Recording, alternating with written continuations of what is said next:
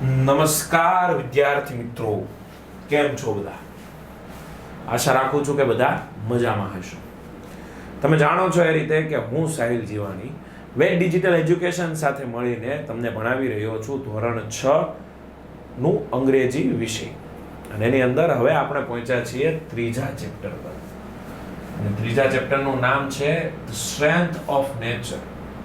Strength એટલે કે તાકાત,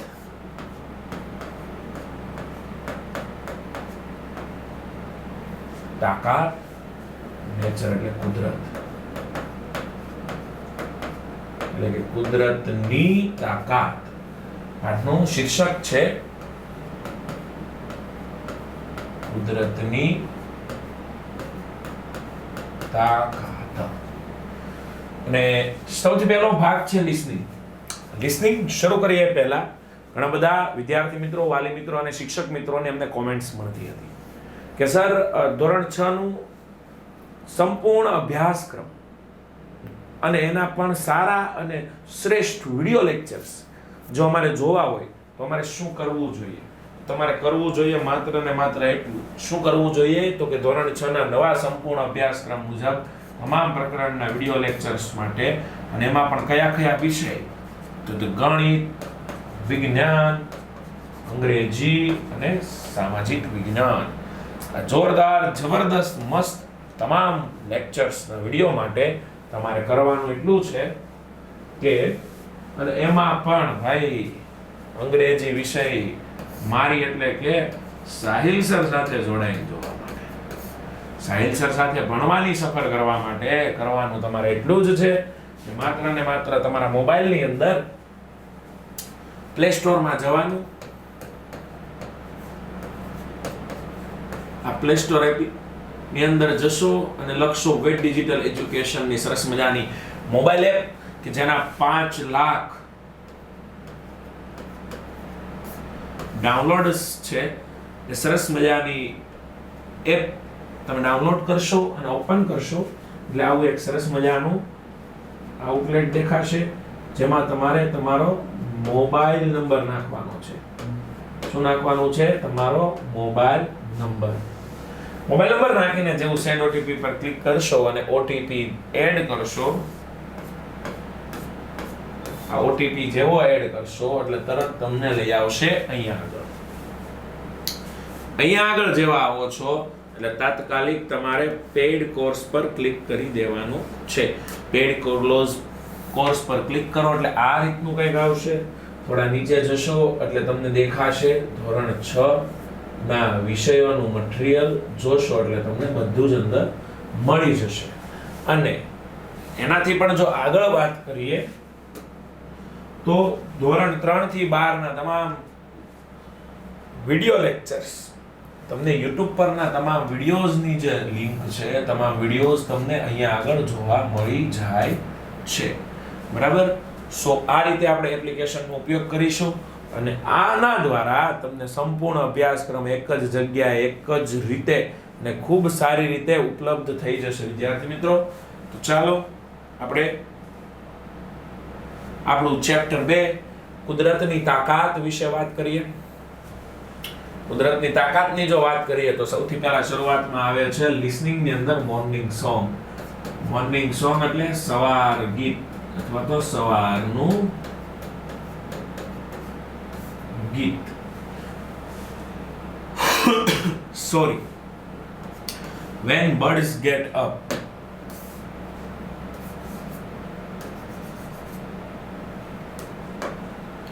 When birds get up. Get up એટલે in the morning they always say good morning. આમ જોવા જઈએ ને તો આને ઉઠવું કહેવાય. જાગવું એટલે વેક અપ થાય. એટલે આપણે રાખશું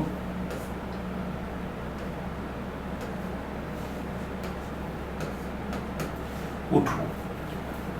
they always say good morning. તે હંમેશા, always એટલે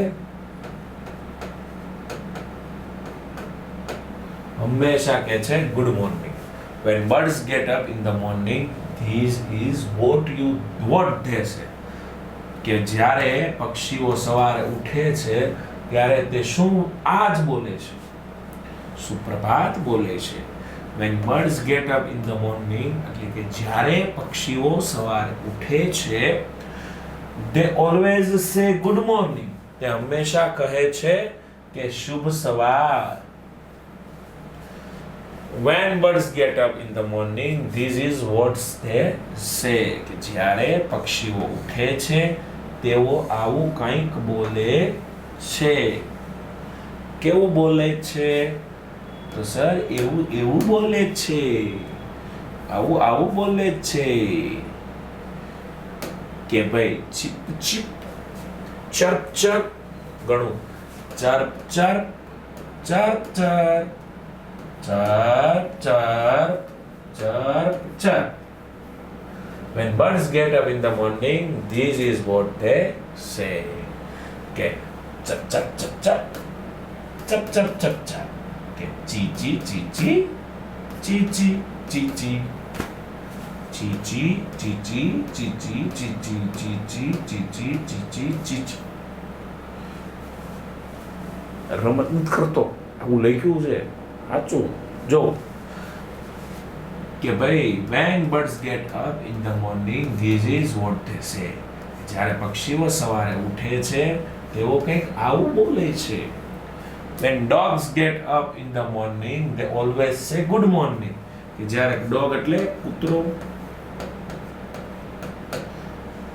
અને કૂતરાઓ, સોરી બહુવચન છે એટલે કૂતરાઓ એવું લખાય.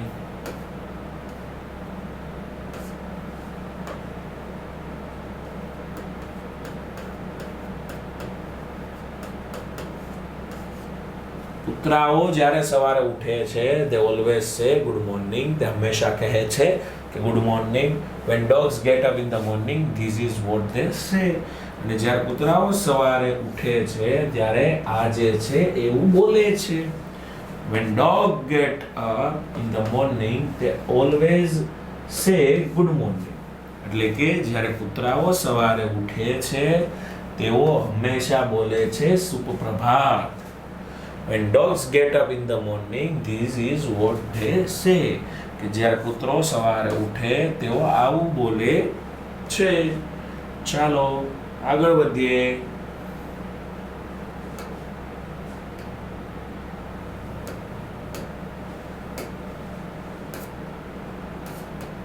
Bow wow, bow wow, bow wow, bow wow. કેવી મજા આવે ને?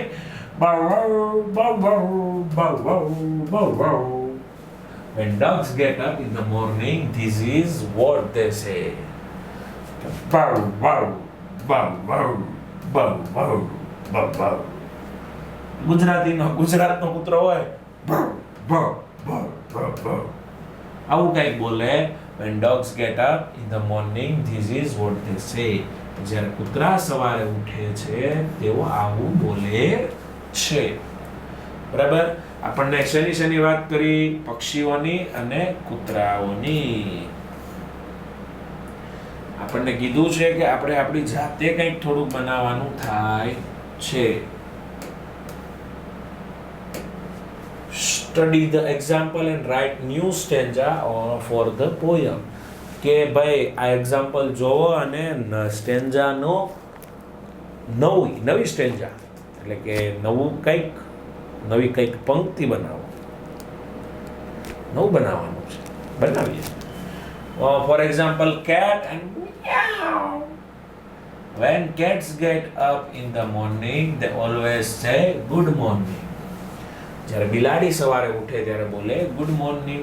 When cat gets up in the morning, this is what they say. જ્યારે સવારે ઉઠે છે ત્યારે આવું કંઈક બોલે છે. meow meow meow meow meow meow meow meow.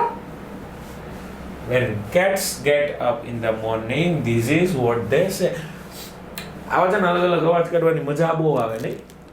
તો આવા તમે પણ પ્રયત્ન કરજો અલગ અલગ અવાજ કાઢવાની, બહુ મજા આવશે. બરાબર. ચાલો આગળ કરીએ. When cats get up in the morning, this is what they say. તો હવે છે when duck and quack. duck કેમ બોલે? duck એટલે બતક. બતક quack quack quack quack quack. When ducks get up in the morning, they always say good morning. જ્યારે બતક સવારે ઉઠે ત્યારે હંમેશા એ કહે good morning. When duck get up in the morning, this is what they say. કે જ્યારે એ duck ઉઠે છે ત્યારે આ જે છે એ એવું કહે છે.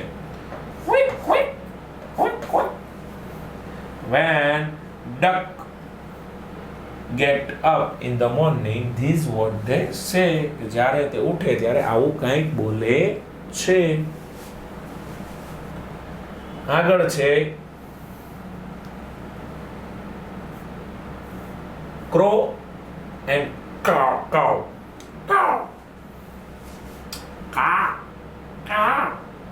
Crow એટલે કાગડો. When crows get up in the morning, they always say good morning. કે જ્યારે કાગડો ઉઠે છે ત્યારે એ કહે છે good morning. When crows get up in the morning, this is what they say. કે જ્યારે કાગડાઓ જાગે છે ત્યારે સવારે કંઈક આવું બોલે છે.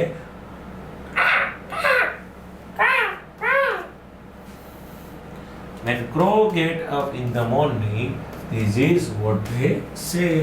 કે જ્યારે કાગડાઓ ઉઠે છે ત્યારે આવું કંઈક બોલે છે. વિદ્યાર્થી મિત્રો, આવા અલગ અલગ પક્ષી અને પ્રાણીઓના અવાજ દ્વારા તમે પણ સરસ મજાની પંક્તિઓ જાતે બનાવી શકો છો.